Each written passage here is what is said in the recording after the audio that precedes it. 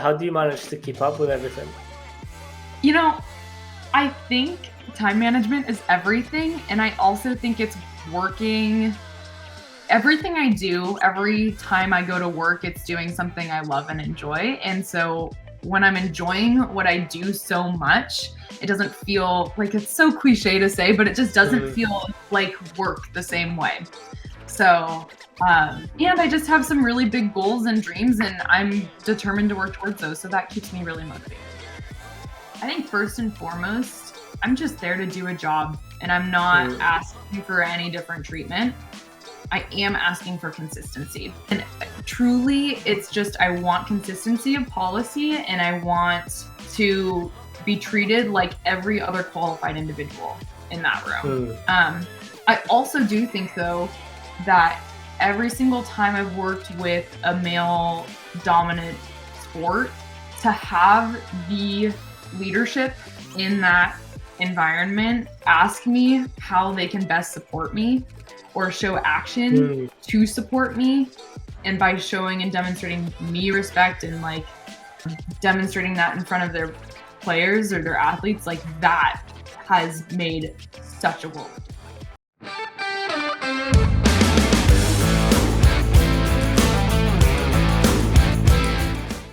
Hello and welcome back to PA Chalk Up. Today I am filming at KD Fit. He's been nice enough to let me borrow his space for filming my podcast. So big shout out to KD Fit. Today we have Caroline. Hello, how are you doing? Hi, good. How are I'm you? good. It's a long time no speak.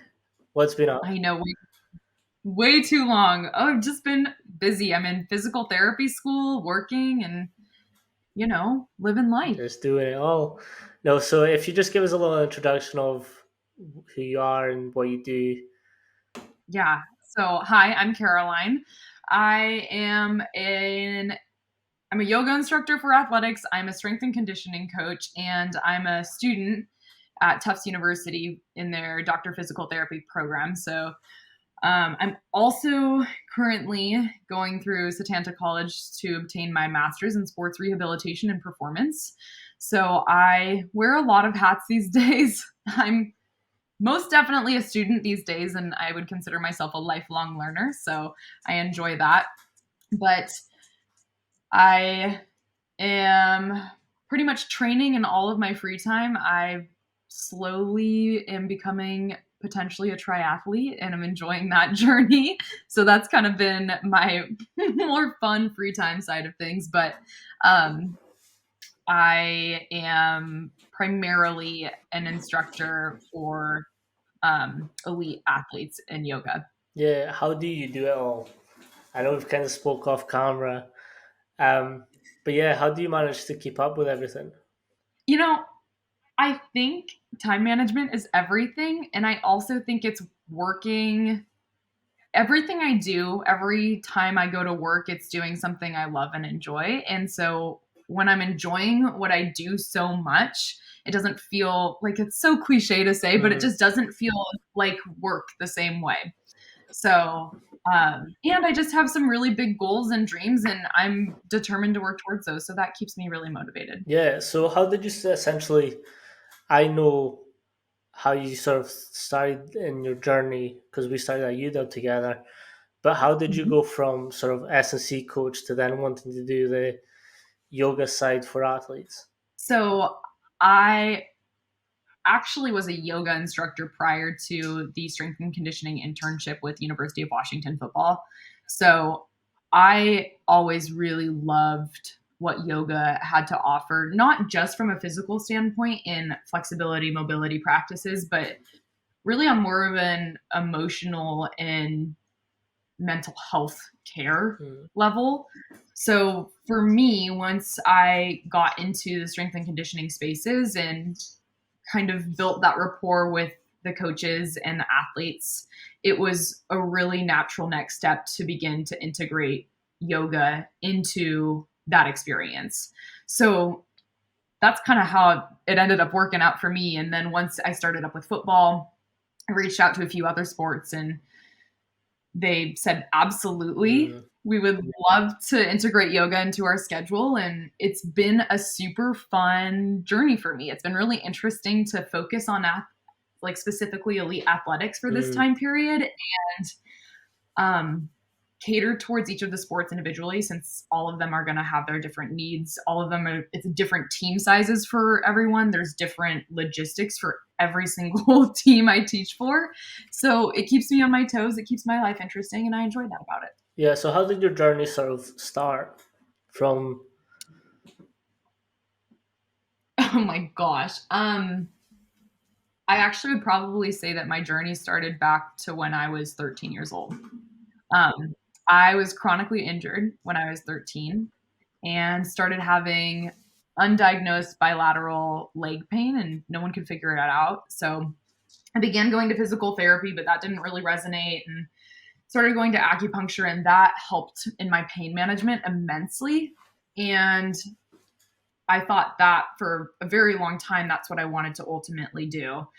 But I ended up, once I got injured, also had 4 kneecap subluxations on each knee, which led me to having 2 knee surgeries. And then just more recently, a third for an ACL reconstruction. So for me, my journey really starts with getting injured. mm, And I think for a lot of people who end up in strength and conditioning, I know for I know there's a lot of athletes who've had great experiences with coaches in their undergraduate athletic experience, maybe playing Division 1, 2, what 3, whatever it is, but playing a sport competitively. And for me, it was actually precisely the thing that kept me out of sports that made me want to be involved with it that much mm, more.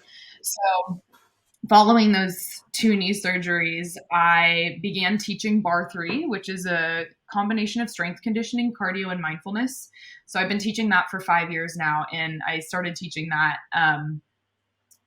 right after my second knee surgery, pretty much. So I uh, began training for that. And that is where my love for group exercise and teaching group fitness really began. So following that, about 2 years later, I became a yoga instructor and was fascinated by that whole journey, and really liked how it complemented all the physical strength that I was already building with bar 3. Um, and then it wasn't until my third knee surgery, when I had my ACL reconstruction, that I actually really got into specifically lifting weights, mm, more of the strength and conditioning, like traditional strength and conditioning, weight room type work. So I'd already been in the strength and conditioning world and in the group fitness world, but more starting to lean towards the personal training side of things and explore that a little bit more. So, um, yeah, it was really getting injured that led me to have to get really creative about mm, how I could move my body, ways that felt really good for me and supportive for me to move my body. And then figuring out how much I love sharing that with people, that led me to where I am now. yeah, And now, of course, physical therapy school, and all fascinated about rehabilitation and bridging that gap mm. between, rehabilitation and return to sport. Yeah, you've So, said something very interesting. It's something that I try and implement as much as I can when people come in with injuries for me.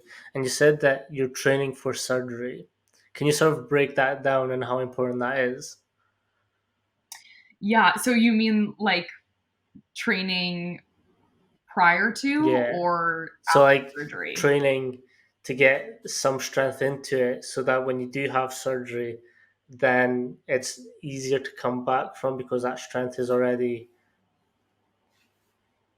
Yeah, I think a lot of what motivates me now is precisely that concept, that if I think once you've sustained an injury and it's been really life altering for you, it can be hard not to think about the possibility of it happening Mm, again. At least for me in my personal experience, that's what I've found.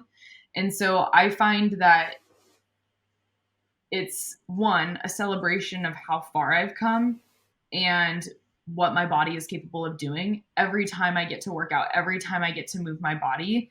Like, whenever I need a reality check, that's what I come back to, is the fact that I am so grateful. Like it is such a blessing that I get to move my body, whether it's lifting weights, whether it's swimming or running or biking, whatever it is, dancing. Like I went and took a hip hop class the other day for fun, just Nice. as a way to celebrate like how far I've come. Because for me, I wasn't always able to do that, and there's always that fear, um, at least for me, because life is super unpredictable, and who knows? It's plausible we can only mitigate the risk of injury. We Mm. cannot truly prevent Yep. injury. So for me, all of those things are ways of mitigating the risk of injury, not preventing Mm. injury. But by mitigating the risk of injury and in that process of building as much strength as we have or as we can, then when you go into surgery or something like that, hopefully you have that more solid base that's going to set you up for success in terms of muscle activation following surgery and all of that. But it's not always possible, especially like once an athlete sustains or once an individual um, sustains an injury, that you can't always start prepping for surgery at Mhm. that point in time. So really, that preparation begins before you even sustain the injury. Um, in the case of my ACL reconstruction, though, like I was still able to cycle before Mm. I went in for surgery. So I tore my ACL, but then that like literally the night before surgery, I was cycling. I was on my stationary bike because I was like, I just have to celebrate this while I can. I have to just soak Mhm. this in while I can. And I also want to like try and just maximize my strength and maximize, this experience before I go into surgery. So, um, but a lot of times, most often, that's before sustaining the injury Yeah. itself. So So how does that now tie in with your sort of post grad work to the work that you have been doing? it's everything. Like, I think it's so funny when people ask me what I do. What I truly do is human body movement. Hmm. That's what I love. That's what I'm interested in. And all of my goals are pretty much surrounded by my interest in human body movement. Um, so with physical therapy school and with my master's in sports rehabilitation and performance, it's all centered around the same stuff. So my interest isn't just working with an individual after they've sustained an injury or after they've had surgery and then working with them in that acute pain phase or acute injury phase, but I love the strength and conditioning side of things because it allows us to take so much more knowledge into the rehabilitation process and understanding like if we're truly wanting to help an athlete rehabilitation for return to sport, we can't just get them back to that point where they're walking Hmm. because and for some people that is what their meaningful life activities are is they want to be able to play with their grandkids, they want to be able to put their dishes back in the cabinet, and they want to be able to walk, and they're happy with that, and that's where the rehabilitation process ends, in a lot of outpatient physical therapy.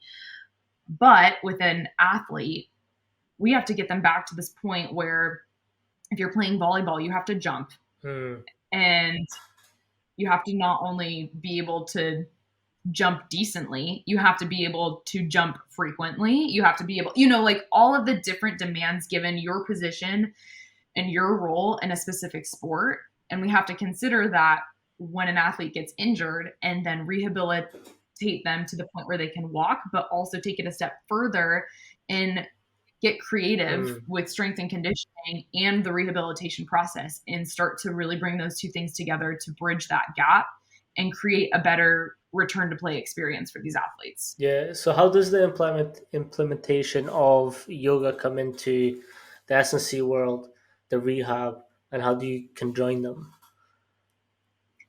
So, yoga is so much more than a physical practice. It's one of the first things you learn when you go through your yoga teacher training. And if you are someone who's practiced yoga or especially has had experience practicing yoga really consistently, that's something you'll start to pick up on is that, oh, this is way more than just getting flexible. So Some of the damn it's hardest truly workouts about, I've ever had are yoga. It's yes, hard when you're having to like hold your body weight for a certain position for like a certain amount of time. Mine is always warrior pose. Oh, Oh, when you get me in that lunge and stretched out, I'm like, yeah. Yeah, it's so good. Yeah. And that's the part of the amazing like it's one amazing component that yoga has to offer, that it can help you get stronger. It can help you become more flexible, more mobile, and all of those benefits that a lot of people frequently talk about. But I think truly at its core, yoga is also historically a very spiritual practice. It has its roots in India, and for a lot of people, it still remains a very spiritual practice, and it can be that to any individual who practices yoga if that's something that speaks to them. But regardless, it can be a really meditative and mindful practice. hmm, Um, and I think that is so important, and it often gets really overlooked in the athletic spaces because we have a really large emphasis on the physical body. hmm, But when it comes down to it, when you're a student athlete, when you're a professional athlete, there is a huge, huge mental component and emotional component to your sport. You've invested so much. And when your mind's not right, you're not going to be nearly as present. You're not going to be nearly as engaged. And that's going to take a toll. And I mean, it inevitably is going to spill into the physical piece of your sport, of practice, of your match, of your game, whatever it might be, if that goes unchecked. hmm. And so I think it ties deeply into mental health.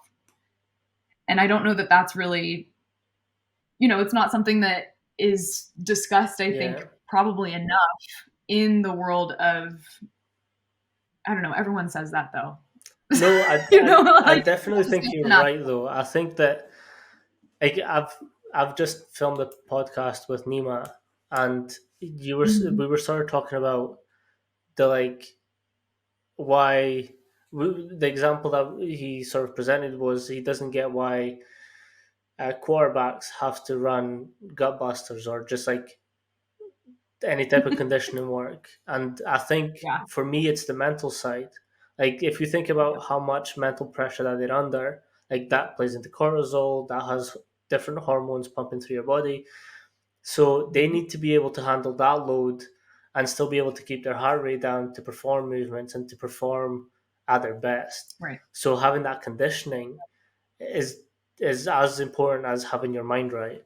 Because like Yeah. if you don't have your mind right, that cortisol rises and you're like freezing. You're just like, ooh, what do I do now? And there are these high stake situations. So for me, it's just Right. like I think you are absolutely right. Like the mentality and like just being able to stay cool and calm and collected during those times are what matters the most. Right. And I think a lot of times if it helps to think about it as mental conditioning, Mm, you can even think about it that way because that's essentially what it is. It's this practice of, um, you know, building your tools in your toolbox to, when you are in a high stress situation, be able to manage your emotions, regulate all of that to be able to deliver a successful athletic physical mm-hmm. performance. And by, a lot of the work I do with athletes too, and and I kind of joke about it, like I'm kind of sneaking the medicine in the cheese a little bit, Yeah. because if I were to like I never walked into football and was like, I'm going to teach you guys some breathing techniques today that are going to help calm you down. Like never did I ever walk into football and try to like immediately sell them on meditation. However, I try to sneak the medicine in the cheese. So, I speak to a lot of athletes I work with are really much more interested in getting more mobile, more flexible. They feel like their hamstrings hurt them all the Mm, time. And so I'm like, okay, let's address a lot of those complaints that you have. But there's also a lot of really great literature that supports by learning to breathe diaphragmatically and utilizing breathing mm-hmm. techniques that actually does deliver a physical benefit. So because your parasympathetic nervous system and your sympathetic nervous system are closely linked, like we have that rest and digest mode, the fight and flight mode, and we need to be able to regulate, Mm-hmm. okay, when are we, what kind of autonomic tone are we calling upon in that moment? And so a lot of times I just have to sneak the breath work in with the mobility drills. And I find though that it really has been, I've seen my athletes Mm. use these techniques that I teach them, the breathing techniques that I teach them in their tennis matches. Like I've seen that happen. I've seen them utilize it before a game.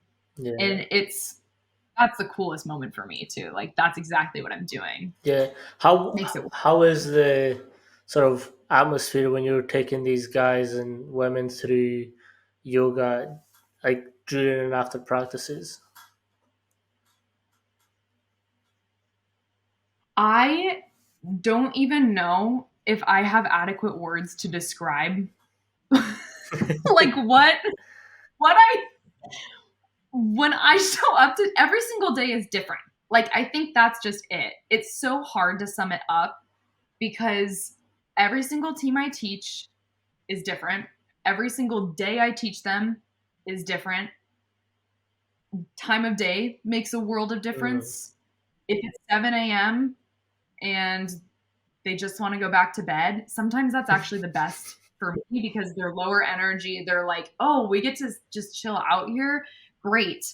You know, and then if it's in the middle of the day, we're high energy, just got back from practice and it was super high charged, whatever it is, like it's just all so dependent on all of these different factors that are on everyone's Mm. plates. Like when it's the Kraken, it totally depends. A lot of times I'm seeing them off season. So it's completely different energy than when they're on the road all the Yeah. time, you know? So So, if you want to give us a like a little breakdown of what teams and athletes you actually coach and how the differences between them. okay, so I'm working with about 10 different teams Um, right now. So a majority of them are UW athletics. Thank you. Thank you. Um, I work with men's and women's golf, men's and women's tennis, men's soccer, football, basketball, men's and women's crew. I work with the NHL Seattle Kraken, and I've done some work with the Major League Rugby team here. mm, So they're the Seattle Seawolves and softball. I knew I was missing one at UW. So I think that's everyone, but I might be missing a few. Oh gosh, how did I that all might have start for someone. you? It all started with football. It all started with football. So I just kind of it was snowballed, and then I had after I'd reach out to a few teams, and then after a little while, I had a few teams reach out to me Mm, because they'd heard about me because I'm just essentially unicorn. essentially the University of Washington like go-to yoga instructor now. I don't know. I feel What's the really. It different feels atmosphere between all the cool. different teams? Oh my word. Golf and tennis are really similar, and I think they're super um receptive Mm, to yoga, and I think they really value the breathing techniques and the mental component because it's so huge in their sports. Like you talk about tennis, you talk about golf; those are hugely mental mm. game. Um, I I think just when it comes to I just got yeah, done playing golf with my brother, and the mental torture that me and him subject each other to. yeah, we talk so much trash to each other. yeah, but also like it's it's silent Mm, a lot of the time too. Like out on the course, they're really comfortable with quiet, which is cool. yeah. Um, Whereas football is such a high energy atmosphere. Same with basketball, um, and soccer is even that way too. It's really fascinating. I think it's kind of based on what environment you're used to, kind of Mm. determines a little bit of the approach I take. Yeah. Um, but every single sport has their different vibe. Also, it's so dependent on coaching staff. What is the strength staff like? Do they value, mobility? Is that something they're already incorporating? Is this totally new to them? And then that's going to determine so much of, okay, well, what work do I then have Mm. to do? So I almost pretty much, I think every single time I've ever worked with a team, I've first spoken to their strength and conditioning coach Nice. and their head coach or assistant coach or whoever the point of contact is. Because I want to ensure, okay, what is your team's experience with this? Are they receptive to it? Is this something that's entirely new to them? Do they have a consistent mobility routine? Or, are we just working from square one? Hmm. So, So I know you kind of previously touched on that, like your whole focus is human body movement and like how to make that efficient. What, if any, like differences do you apply for different teams, or how do you look at that process? yeah. Oh, yes. For hockey, so much of it is hips. So if I'm working with, and it's Is that totally ice depends on the hockey or field hockey? ice Ice hockey. hockey. Okay. So, and for it depends on the position too, because I will have, a football quarterback coming with a different complaint than an offensive lineman. Mm. Uh, but there's definitely some general themes.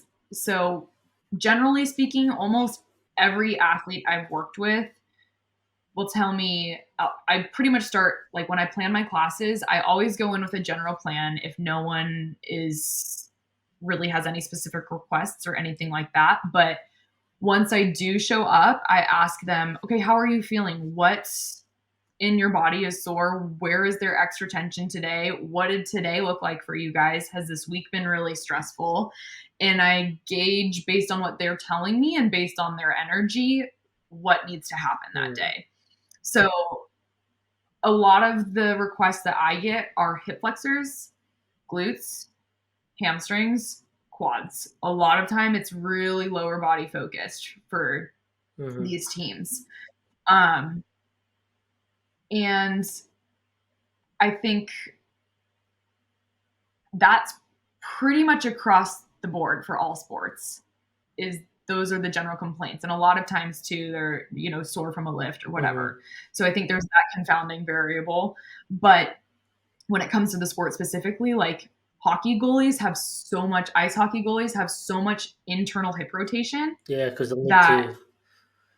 yes, it's wild. And so the external hip rotation is just, we start to work on a little more that mobility. I give them some more external hip rotation focused stretches. And sometimes even incorporating some more S&C type stuff, like after your lift, go do this Mm. because that's going to, or before your lift, I want you to think about X, Y, or Z to activate these muscles in order to start to correct maybe some of these range of motion deficits or um, if it's a strength imbalance, that sort of thing too. But that's hard to do. That's getting a little more physical therapy, and that's hard to do without an eval. But if I have an athlete talking to me one on one, I'll kind of see what seems to be the issue and maybe recommend some few stretches or um, activation exercises. Yeah. So can you take us through like the principles of how you formulate these programs and these plans for these athletes? Yeah, like the individual or more Both. the general. Both. I kind of want to know both. Okay, so I mean, really, it's kind of like what I already said. It's just usually I have 5 stretches I basically give every single athlete. It's a hip flexor stretch, groin stretch slash adductor stretch, um, glutes, hamstrings, and usually like a quad stretch as well. Because those are like I said, the primary complaints I get. Um, but when it comes to like if I'm working with crew, they're usually really asymmetrical, because they row on one Mm. side and one side only. So I have to think about that. And, a lot of times with tennis or with golf, or softball, they're rotational sports. So sometimes they'll have more thoracic spine rotation in one direction than the other. So it's thinking about, okay, what are some of those poses that we can incorporate to maybe start to get a little bit Mm, more even, start to correct some of those imbalances. So maybe we're mitigating the risk of injury, and not getting too dominant on one side and creating a whole bunch of mhm, range of motion imbalances, essentially. Really, I just open it up after every class I teach. I say, if there's anything specifically you're working through and um, you're wanting a few extra stretches, you can always feel free to ask me. I'm here to connect, here if you want to chat and you have any specific questions. I'm absolutely willing to field those. And that's usually when I'll start to get more of a story with an athlete. mm, And I always, first, if they're like, I'm in pain, had this injury, the first thing I say is, have you talked to your athletic training staff? Because I'm not mm, currently, and I'm not acting in the capacity as their practitioners. So I know that that's not my role, is mhm, not to diagnose them. My role is not to identify, like, you need to go get an x-ray, you need to go see. I'm not, I'm just the yoga instructor in this situation and a strength and conditioning coach in this situation. So I'm acting as such, but I'm shocked by the number of times they're like, no, I actually haven't. Maybe I should do that. yeah, Sometimes it's a matter of telling them, okay, go do that, then come back to me, let me know what they said, and I can work with you from there. yeah, The other half of the time, it's, yes, I saw them. This is what they told me. I said, great. What have they given you so far? And mm, then I just, based on my knowledge and my experience, will give them any additional stretches or exercises or that I think could be beneficial for them, as long as they've been cleared by mm, AT. yeah. So, how does it feel to then help them through these situations after they've seen the physical therapists and that the right team first? It's the coolest part of my job. It's the reason I do what I do. I do what I do because, like I've said, I love human body movement, but the reality is I'm in it to,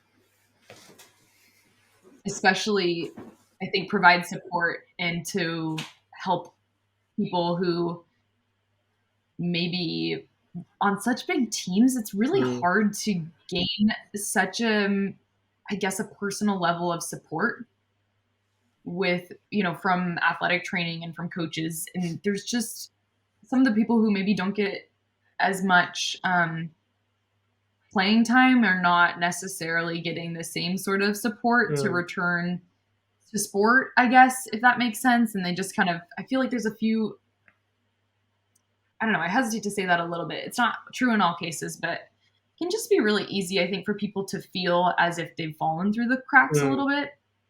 And so getting to just support those people and let them know that they do have someone on mm. their team and on their side is really what I see as a big piece of what I do. Yeah. So, how do you find Um, the buy-in and the rapport that you build through these to then get them to start playing their sports as normal? well, I think a big piece is like the buy-in comes with time, and I have to earn their respect first. Like, they don't know me. A lot of times, I mean, I'm independent contract work, so I come in and I'm not technically like Staffed. their coach. Yeah. Yeah. And so a lot of the approach I take, I guess, is saying, hey, this is why I'm here. I pretty much start every single time. I'm like, raise your hand if you have a consistent mobility routine. I want to see who that is. Typically, it's like one person out of a team of 20, 30, 40, 50. Like, it's usually one person, maybe two. And then I'm like, okay, who's taking yoga? Okay, great. So that kind of gives me a sense of how much explaining do I need to do about what I'm Mm, here to do. yeah. And then I just expressed to them, like, hey, this is the rationale behind this. And I think the buy-in is so often created when you can provide a why. Mm, And if you're not able to provide a why, then what's the point? 100%. So I try to ensure that with every question I get from them, I'm either honest and say, I don't know. Let me go find that out. Or let me direct you to a better resource. Or two, I hear you and I appreciate that question. And here's the why behind what we are doing and why we're doing it the way we're doing it. Mm-hmm. And that's a huge piece of buy-in. Like if I can give you a really good explanation for why you should be doing yoga, then okay. But if I'm like, oh, actually, I don't really know. Like, then what are we doing here? Yeah. You know? So I really think that's a huge part of my job too, is being able to express, like, in the scientific literature, this is what is supported. And I tell my athletes, like, let's hold stretches for approximately 30 seconds to a minute, because in the scientific literature, that is what has been shown typically is most beneficial for our goals that we have here. Yeah. So I think being backed by science, being backed by experience, and being backed by a why makes a huge difference for creating buy-in and just giving them time. Yeah. Do you feel like you have to explain that a lot? I do it every time I go in for the first time. Yeah. Because I don't expect them to immediately be on board, you know? Yeah. What kind of I think a lot of success times, have you seen yeah. implementing yoga and that structure of training into these higher level sports? I've had a lot of athletes express to me what a huge difference it's made for them in their mental health. In what sense of their mental health? Just in terms of they feel less stressed, they feel more present, they feel like everything on their plate is a little more manageable. Mm. Um, and that specifically the mindfulness breathing techniques and, you know, that the sort of tools I give them for that um, helps them with their everything on their plate. Gosh, just athletes have a lot on their plate, 100%. especially student athletes. So, and then in terms of, I mean, basically every single time I teach a class, I will have people walking out of there like, oh my gosh, I feel so much better. Like, I feel so much better. Like, my hips feel more open. My back feels like so much better. So that's pretty much the immediate feedback I get. And that goes into creating buy-in too. Like, if you walk out of there and you feel better than when you walked in, great. I've done my job and so have they. Yeah.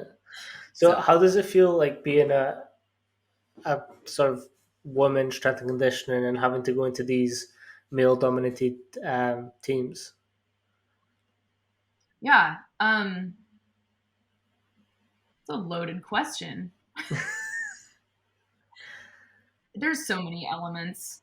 I think first and foremost, I'm just there to do a job and I'm not asking for any different treatment. I am asking for consistency.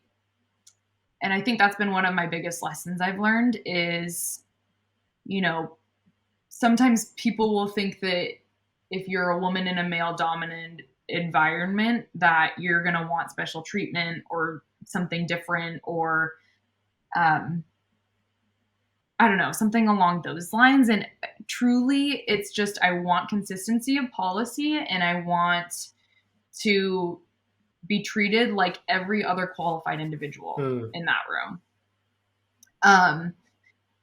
And so I think that's one of the biggest, I guess, takeaways for me. Yeah. Is that there is that common misconception. I also do think though that every single time I've worked with a male dominant sport, to have the leadership in that environment ask me how they can best support me or Mm, show action to support me, and by showing and demonstrating me respect and like demonstrating that in front of their players or their athletes, like that has made such a world of difference yeah. for me. Can you give us an example? um, yeah, like I think one of the first things that comes to mind is um, when I went to the started teaching yoga to men's golf at University of Washington, and we had an initial meeting with the team. It was one of the coolest things I think I've seen a team and a coaching staff do before. Is they called a meeting and introduced me to their athletes, and athletes got introduced to me, and I told them, like, instead of having to do it the first session, we just created this opportunity for them to understand why I was there and for them to ask me any questions they had too about what we were trying to accomplish. Mm, Um, and the assistant coach at the time, he got up in front of the athletes and just spoke to his experience of how yoga was so impactful for him mm, as an athlete and why this is so beneficial in his eyes.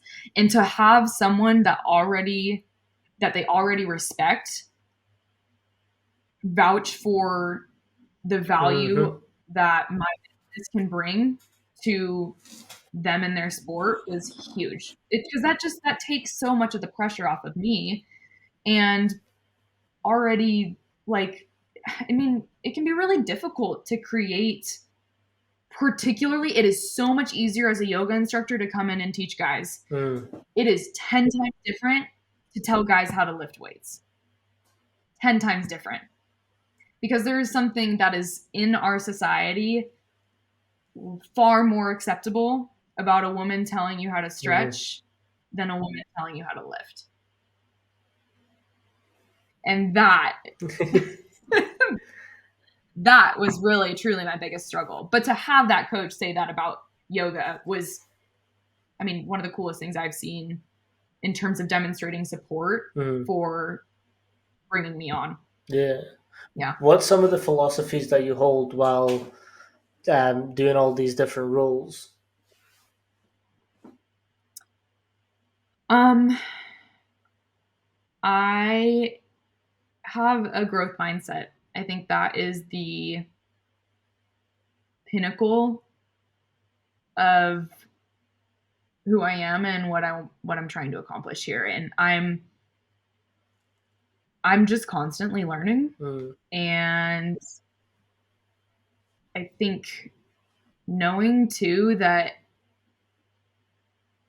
I mean, I think that keeps me humble too. Like it just, I think there's so much ego in this field. And what it really comes down to is that, you're right.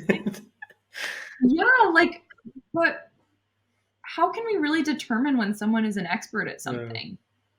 And like, once you determine that someone's an expert at something, well, does that like mean you just stop learning? Like, what does that mean? I guess. And so I think I just keep the focus constantly on what I have to learn. What more do I have to learn? And it's never ending.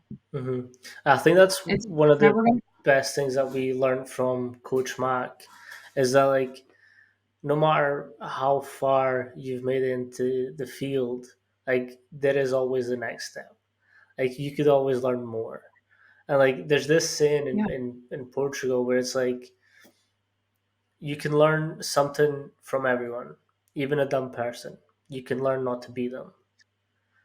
And like that to me, I'm just like, I mean, yeah, like 100%. Like you can learn what not to do in some of the worst situations. Like panicking in a high stress situation probably isn't the best idea. So let's not do that. Let's Mhm. focus our energies in like coming up with solutions. And I think Mhm. Coach Mark really drilled that into us. And like one of the most fascinating things that he said to me, I think, was that like he falls asleep watching YouTube videos on how to get better. And like Coach Max is in the position that he's in. Like if anyone should stop learning because he knows it all, you'd assume it was him. But like he's still like continuously progressing. Yeah, I mean, I think the people I know in my life who exist in this space without an ego and with that growth mindset, like that goes hand in hand. I've found. I think, there's two people that in particular in the field come to mind for me too, in terms of like one of my other mentors, he was my anatomy professor in my undergrad, and he's also a strength and conditioning coach and works in a physical therapy clinic. So he's been hugely impactful to my development Mm. in my learning process. And I think truly, I mean, I don't know how to put it into words. Like he just has really demonstrated, I think, what that growth mindset means Mm. to me too. Like he's one of those people in my life that I think has demonstrated that so solidly that and I recognize what a huge difference that's made for every single client he's worked Mm. with and every single student he's taught, and instilling that in them too. So I feel like that just, shout out to University of Oregon human physiology, like that is where that first got instilled in me for Yeah, sure. Like just brained into my brain. Like, and when it comes to the human body, are you kidding me? We've like scratched the surface. 100%. Like, talk about the brain. There's actually a very fascinating field coming up, which I'm really interested in, and I learned it from sort of people at my university, and it's like using the oxygen in the muscle as a fuel source and how much energy availability there is because of like oxygen availability, and like Mm, you can only push as much as you've got oxygen in your muscles. So the quicker that you can mm, replenish that, the more you can get out of it. And I think mhm. like it's constantly learning, having a look at what other people are doing. And I truly believe that as soon as you think that you know it all, your career's like it's stuck. You're there's not much to do after that. Yeah. Also, like, I don't know. Like, have you, like, when you run into someone who thinks they know everything, like, that's just an immediate, like, I don't trust you anymore. Like, if you think you know everything, there's far too much Mm, for any one person to know that, like, you've just, it's like you've lost my trust. 100%. Because if anyone on this planet, I don't care what you do, who you are, you have more to learn. Mm. And so the immediate moment someone tells me, like, oh, like, I'm an expert, I know everything there is to know, I'm like, oh, red flag. No. Big red flag. You have so much more to learn. Everyone does. 100%. Like I think that's why I love doing this podcast as much, is because like I'm constantly learning from someone. And it's just like that Mhm. constant, even like the simple things like getting better at talking on camera, being like able to just Right. be in this presence and just like really like interact with someone else. Like I think that's the Mhm. best part about it, is like learning new things, like just movement bases. Like if I've ever had any questions on like movement based or yoga based, like Caroline, let's go. Let me bombard you with a million and one questions. I love questions. I love questions because if you're not asking them, what are we doing? I would questions show you're curious and you're interested and Mm, you're invested, and I love that. 100%. Like that's what I love. I love when athletes ask me questions too. Like just tangent, but anytime I ask me a question, I'm like, yes, you just made my day. But I'm such a nerd. I love learning. I love knowledge, and I love to share what I think I might know. Mm. from my experience, you know, 100%. but also more for them to see what works for them and maybe go see some other resources too. That's always a beautiful thing. Yeah. What's kind of like a routine that you do for yourself that you would like to share? Like, what kind of routine? Ooh. We'll go whole body. Whole body, like strength, or are we talking like mobility? What are we talking? We'll go mixture of both, so people can integrate Oh both. my, oh my All the hard word! questions. Let's go. You're gonna have me here for like another hour. Oh, um, I don't skip your activation. I've got to Hmm. do my glute activation stuff. I like if I'm running, if I'm cycling, if I'm breathing, I need to do glute activation stuff. Can you walk So, us through some of those exercises? yeah, I love to do some clamshells with Hmm. banded clamshells or side plank clams. Okay. Um, and I also like to do some like banded lateral walks. But with the clamshells, I don't like hip flexion because it takes more of the focus into your hip Hmm. flexor, whereas if you keep your knee in line with your hip. And this is just some semantics, and I'm going to get up on a soapbox here, but Is then that it's going to kick that more into your glute. okay? So it's like when you're like in a hip raise position. When you're sidelining, Oh, you're okay. Okay, and sideline. you're just Yeah. yeah. Okay, I thought you meant like this is the clams on your back, and you were like in a hip. Oh, no, but I mean, that also sounds good. Oh, I've just made a new exercise. Let's go. Caroline's going to try that Oh tonight. man. Actually, yeah, I feel like it's definitely been a combination of things for me though.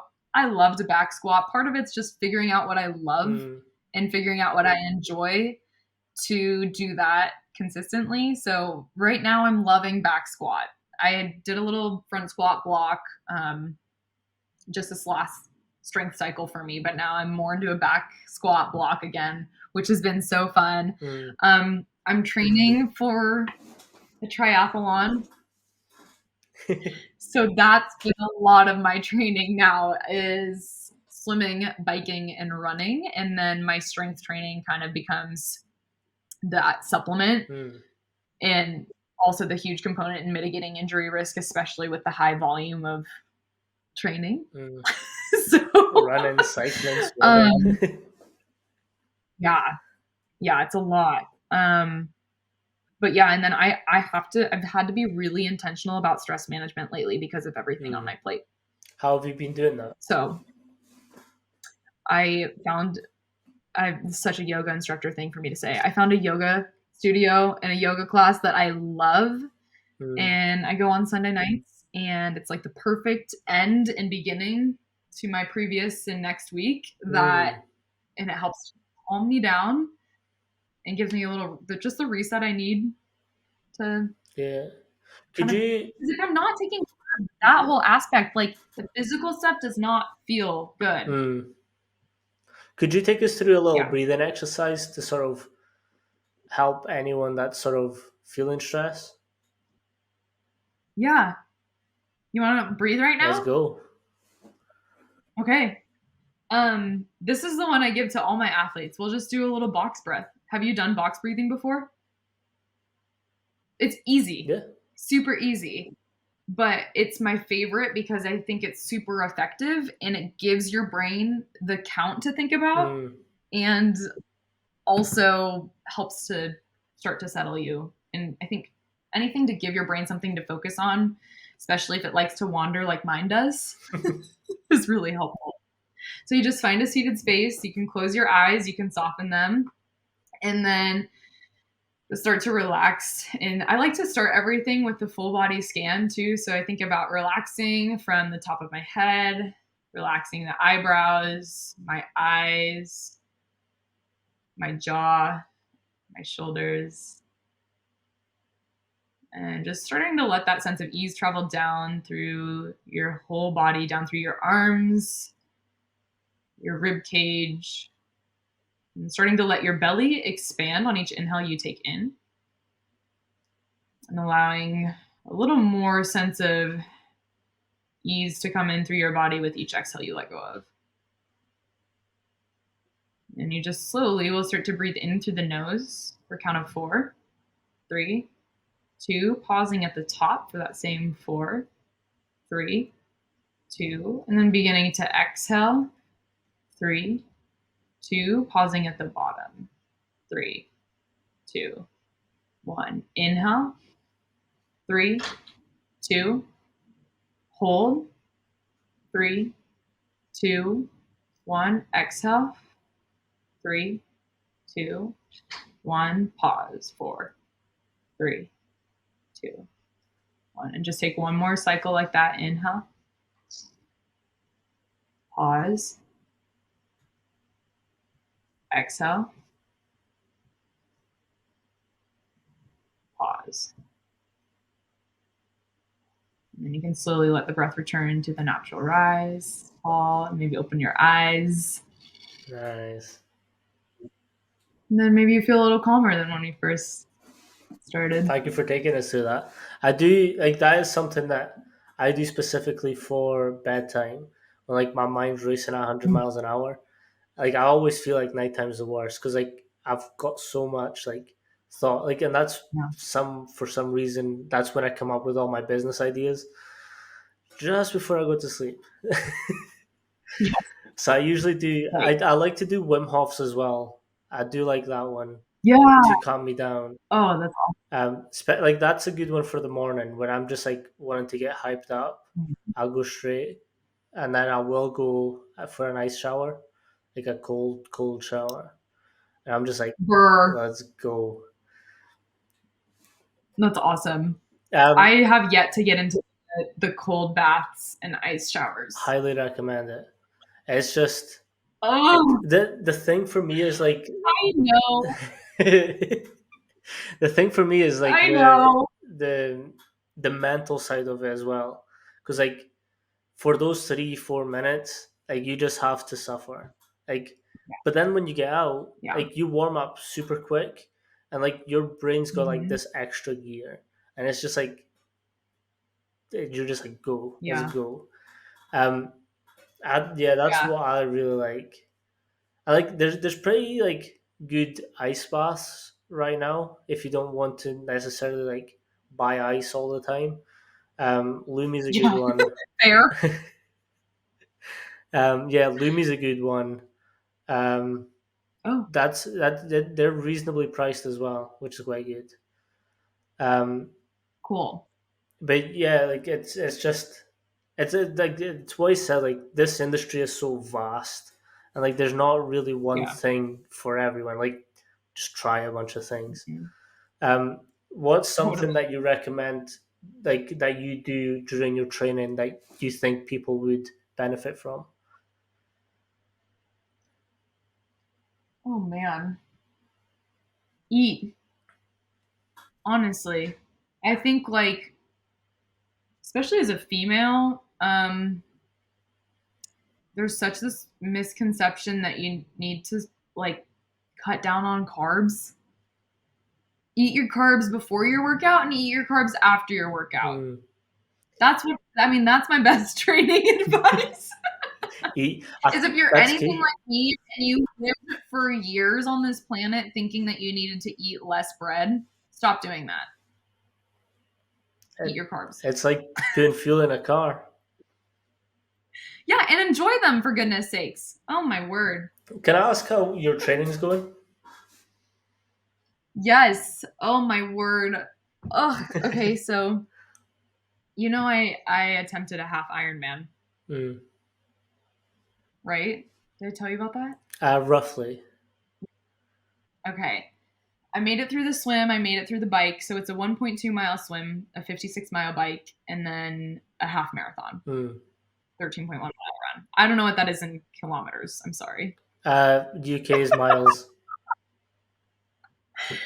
Oh, okay. UK is miles. Yeah. That's right. Okay, but for anyone watching who uses kilometers, I'm so sorry. I have It's no usually idea. it's 2.2. Col- uh, yeah, it's 2.2. So it's almost double. Whatever. So like Yes. I know marathon is 22.6. Uh, Hmm. and it's I think it's 40, just 46 kilometers, I think, for a marathon. Okay. So Okay. it's almost double. Yeah. Okay. Cool. Anyway, I digress. But so I'm training for my a next race like that. I want to try it again. I want to attempt it again. I missed the time cutoff by Mm, 7 minutes to continue on to the run last time. Yeah, damn. and I had some I had some bike mechanical issues and stuff like that. So I want redemption, and I'm training for hopefully a half Ironman next year. And I've barely said it out loud because I'm terrified, The to be completely podcast is the honest. best way to put But it. yeah, so yes, for anyone who's listened to my voice this long, you heard it here first. Straight off the press. um, straight off the press, yeah. But it's going. It's Yeah. slow and steady, and I biked and swam, Swam. and ran this week. So I'm back at it. Nice. It's going okay. It's going okay. It's a lot of work. It's a lot with school. A lot Mm, of times I have a stationary bike. I'll cycle while I'm in lecture. Don't tell nice. my professors. Um, You're just calling but yourself yeah, because out I have today. yeah. Don't tell my professors. um, That's okay. They probably already know. with you kind of know the research that I did for my undergrad, and you Yeah. kind of know my research area. How has like the Mhm. monthly fluctuations for you impacted your training? So I don't really get a consistent period. Mm, So for me, it's really hard to track. right. Um, but I can definitely tell, like, there's certain times of the cycle in the month that I feel way more. I notice bloating. Mm, I get I've been super bloated certain times, and I feel a little bit more, I guess, fatigued, and that's probably the main thing that I notice at certain points during the month. But the other thing I notice just so impacts me is stress. mm. So if I'm super stressed, it's going to make every single workout feel 1,000 times harder. Yeah. What sort of things do you implement to mitigate that? For my stress, No, so for the fluctuations, I'm guessing I boxing was in. like, a lot. That's a whole different convo. Um, Gosh, honestly, I'm really trying to figure it out still. Mm. I don't know if I have any good answers.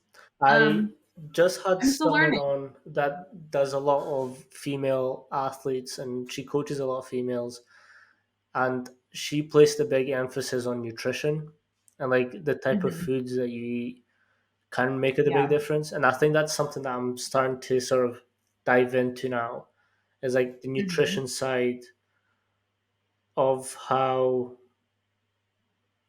sort of different nutrients and minerals, vitamins can impact how a woman feels during the period or during sort of different hormonal dips and raises. Um, Hmm. have you found anything nutritionally that helps? You know, honestly, I've been really lucky with my periods and with my cycle because I was never someone who got like super laid out by it. Mm, I've always been pretty able to just live life like normal. And that is not the case for like most females. mm, Um, So I feel very lucky that for whatever reason, that's how things have been for me. Um, I think more recently I've started to notice, but I think it's probably more linked to stress. So I just noticed that it feels Okay. like if I'm not, yeah, it feels like if I'm not managing my stress as well, then it kind of like I feel like then I can kind of tell differences week to week. I don't know if it's related to my cycle or if it's related to stress. It's hard to tell, Hmm. but it feels like it could be both. So I think they kind of play on each other. Yeah. I mean, if we're looking at it logically, I think it does make sense because, like, obviously, stress brings up and down different hormones.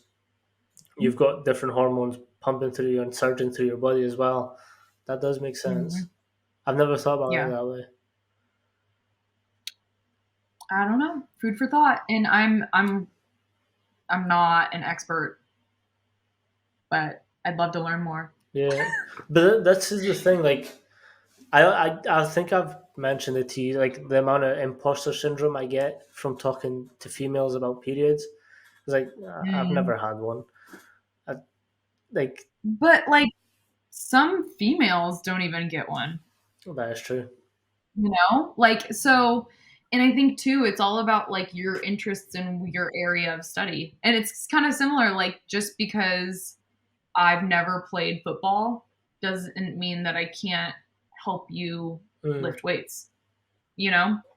yeah, 100%. So like because a woman, a female might get a period, but you don't, it's like you've also studied it. Yeah, like So this is why I love to ask female in general, just like their experience with it.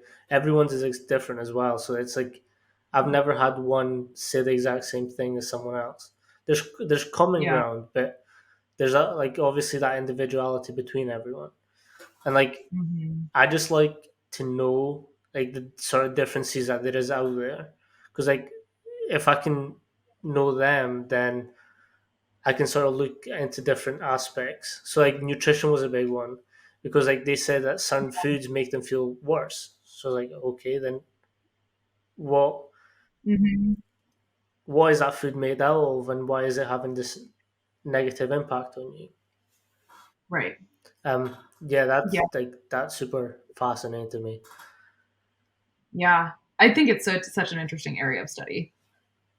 Yeah, It's so cool that you chose that. I think that's awesome that you chose I that. think like I'll say this all the time. Like it's just due to one lecturer. Like she knew the the stupid mind frame that I was in, and like how to teach me accordingly. Because like she was a sociology lecturer. Big shout out to Amanda Mhm. Gard. Um, but she brought up the fact that no research gets done on women, and I was Yeah. like, well, that's bullshit. Like Totally. obviously research gets done on women. What are you talking about?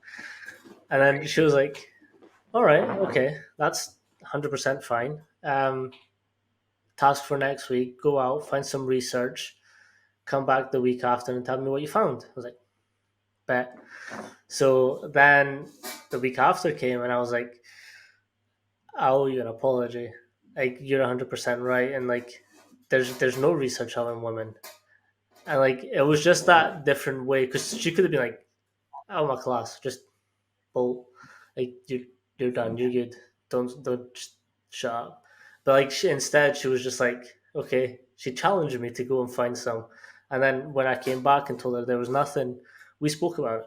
She was like, okay, this is what other things have played an impact onto this.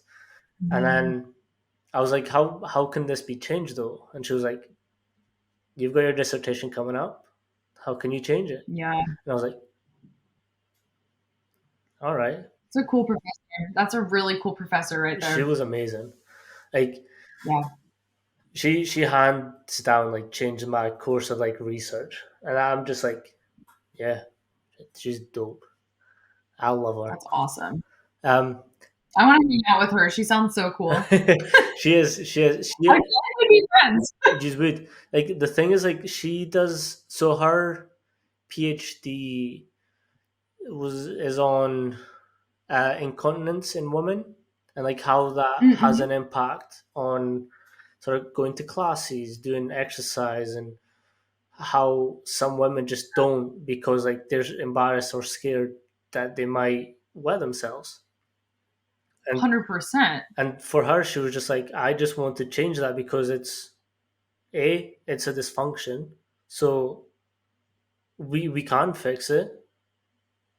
Pelvic floor exercises, Kegels, that's how you stop it. But women think that as soon as that happens, like they're done. And she's like, no, like there's so much you can do. Like Mm-hmm. she she told me a story where I think she had went to see someone about like the different types of exercises, and she just like broke it down. She like gave her a PDF, and she was just like, this is all that you can do. Like it's not the end of the world. Like, and I think, I don't know if you've seen it, but like I've definitely been approached and asked about it.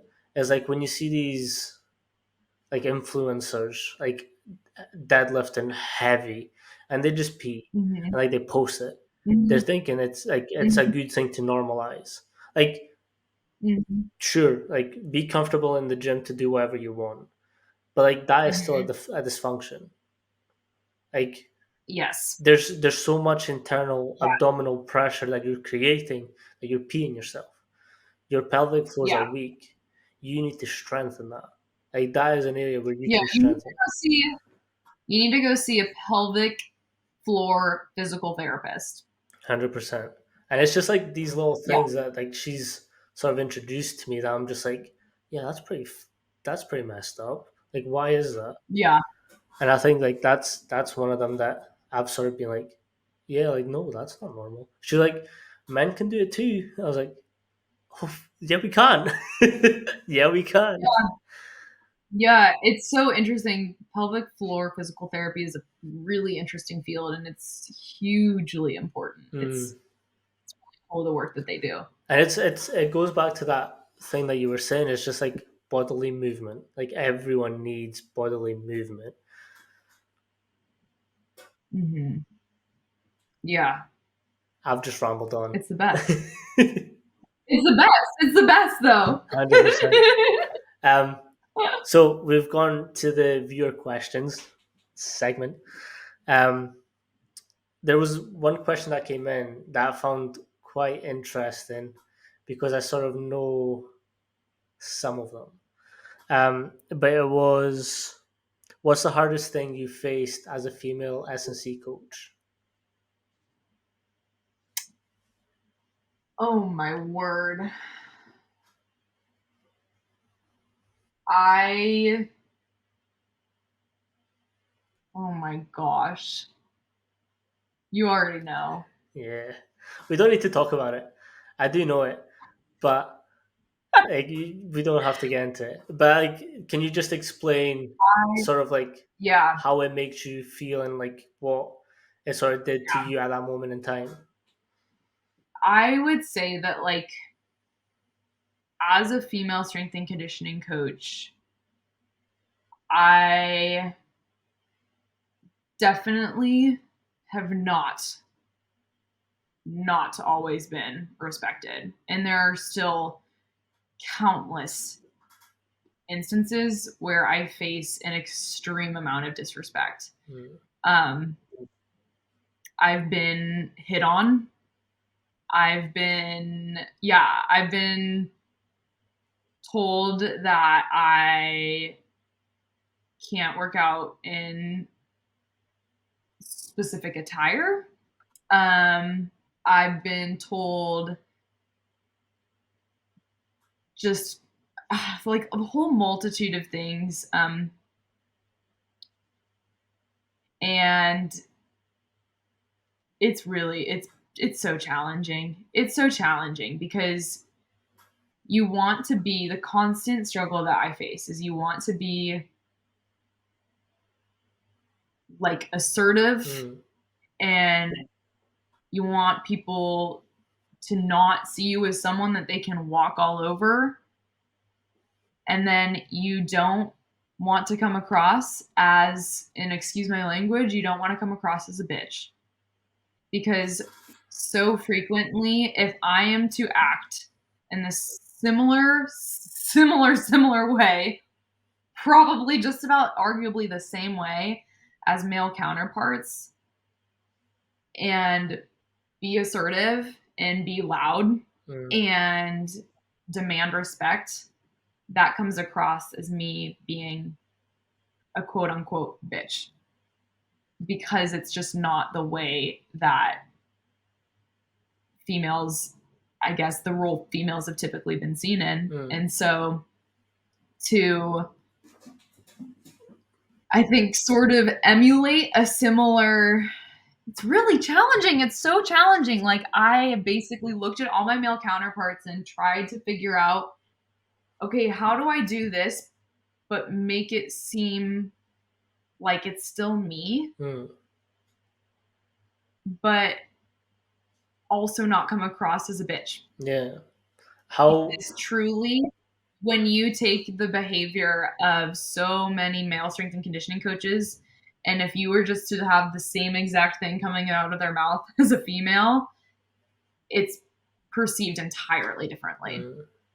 And that's just really been my experience Yeah. personally. How have you dealt with these situations? Honesty, Mm. always honesty, and I think head on. So whenever I've had an issue, I have always communicated it to um, either uh, another strength and conditioning coach, or whoever really is the point of contact for um, That's our like team. situations Yeah. that, yes, um, especially when it comes to like being hit on or something like that, when I'm just trying to do my job. Yeah. Um, and I think that's what's really frustrating too, is I'm not there to be seen as someone who's like, similar to what I said at the beginning of this. I'm not asking for different treatment. I actually want consistency. Mm. And I think, if other coaches aren't getting hit on, I don't want to be hit on while I'm trying to do my job. Fair. Um, and I faced a lot of commentary. It's like, well, because, you're a quote unquote attractive female. And it's like, so why does that fall on me, and why doesn't it Mm. fall on the behavior of others? That's what I would like to know. You Yeah. know, it's challenging. But Yeah. I've just been really honest in every single conversation I've ever had with a coach or an athlete or um, management or anything like that. Like, this is what happened, and this is how I dealt with this. And I wanted to make you aware of the situation so you can choose to kind of do with that what you will from there. Yeah. So, but I have to be honest, because I really don't know 100%. what to go about it. I do think you're right in the sense that it's just consistency across the board that sometimes lacks with Yeah. the female counterparts. So like I know that if I'm coaching, I can shout, I can poke, I can prod, and that's fine. Yeah. But as a female, you kind of have to be a little bit more careful. But then again, the roles Mhm. reverse when it's males coaching females and whatever else. Like there's certain things you need to be careful with what you're saying. But then again, that's not much on the athlete being due to the coach as the coach his way of being. But like again, the Right. consistency is 100%. Like it should be the same across the board. Hmm. Yeah, it's really tricky though, and I think also figuring out like what feels authentic for me, like what feels like the authentic way for me to coach, but is also like aligns with the environment. Hmm. What's That some of makes the sense. things that you've sort of dealt with from a female coach's perspective that you kind of wish you did different? Oh my gosh, I think it's hard to say in hindsight like what I would have done different. I think I came in really nice. Mm. And I thought that people would Respect meet it. me with that same sort of respect and kindness for that. And unfortunately, I was walked all over. So that was the lesson I learned. So and not to say I was not mean. I just became Mm, really cut and dry. Like I just became, this is what you're expected to do. Go do it. I yeah. mean, it had to be really just straight shooting, and I had to actually, I mean, I'm a very like bubbly, smiley, like dynamic individual. And I think for me, it was actually hard because in certain situations, I had to ensure that I was being pretty freaking serious to be taken Mm, seriously. Uh, and that's really challenging. I think, like, I don't know. I don't know if that's good. I don't know if that's bad, but that's kind of just how it was for me. yeah. No, and like again, I was sort of there for like the beginning of like the Mhm. relationship you had with yoga and athletics and like building that Yeah. up. And that for me was like, I mean, out of every one of the interns, you were the first one to sort of get your group. So like that was a great deal of responsibility put onto you really early on. And you've just rose to that occasion. Like you just smashed it. So like for me, I think it was just like you made this opportunity, and like you did come in really nice and you were like very nice, you would do everything for everyone, but then as soon as some things sort of happened, you were just like, all right, done. Yeah. And then you just switched and I Yeah. was like, Caroline's here. Yeah. Yeah. And I think that was not, I haven't really experienced that so extremely Mm, as I did in that setting. And I think it's good to know, like, when, and it would have been entirely different with like, I think with a female team, yeah, because you just, so it's just part of it. It's part of the learning experience. And I think it's probably not fair for me to look back and say, like, I wish I would have come in guns a blazing. Yeah. stronger. Yeah, like that. That's just an aggressive approach too. And you don't want that initial, it's just so hard. First impressions are hard. Um, I think as a female and the only female Mm, coaching in that weight room at that time, it was really hard because I would get so hung up on how I was going to be perceived mm. that it would feel paralyzing. Like it comes down to one of those things I said, and I'm fully aware that I'm blowing smoke up your ass, but like it was one of those things that I said to you. It was like, Caroline, you need to think about like the the trail you're blazing for females coming into this industry coming up. And I was like you can just stick it out. You're good. Yeah. And I mean, I think it's always hard though at the end of the day to like know what sort of impact Mm, that left or that made. And was it just a moment in time that I was there, or is that, I don't know. I think it's so hard, and it's not the sort of environment that you're ever going to really know if you ever mm, impacted anyone ever. yeah, So you can't be in it for the external validation. You can't be in it to, you know, get any reassurance. Like, no 100%. one's going to hold your hand. No one's going to validate anything you're doing. In fact, if you don't get feedback, it's probably a good thing.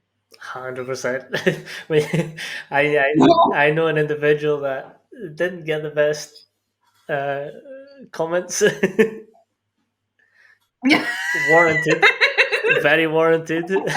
You know who I'm talking about. If you're getting a lot of feedback, if you're getting a lot of feedback, it might be a sign that, you know, I feel like when I wasn't getting feedback, it was like, okay, well, if someone were unhappy, they would be letting me know. Mm, So, but you can't be waiting around for someone to tell you good job, because it's probably not going to happen.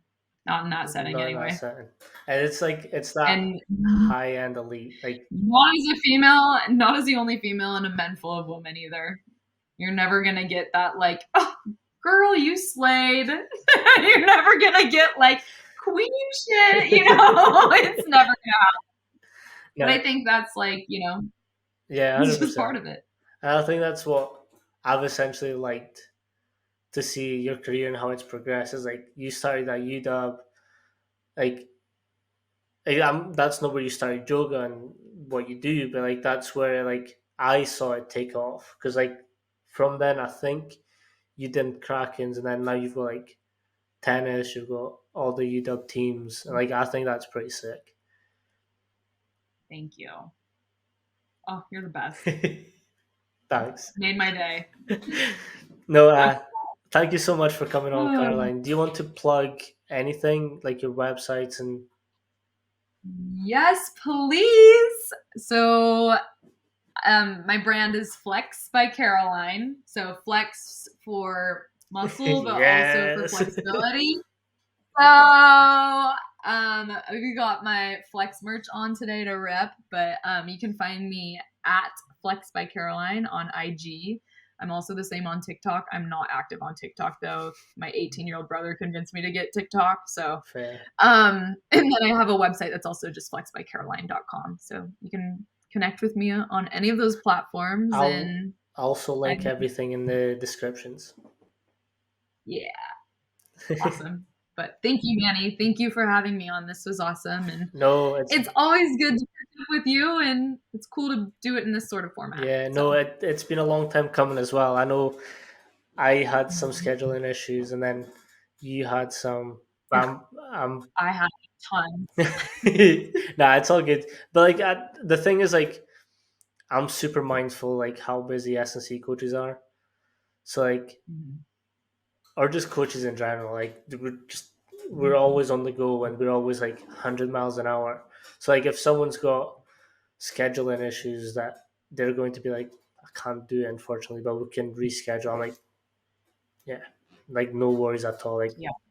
we can always come back and visit a podcast. Like I would rather you do what you do. Yeah. Well, you're you're awesome for that, and this is an awesome thing you got going. So Thank you. stick with it. Thank you.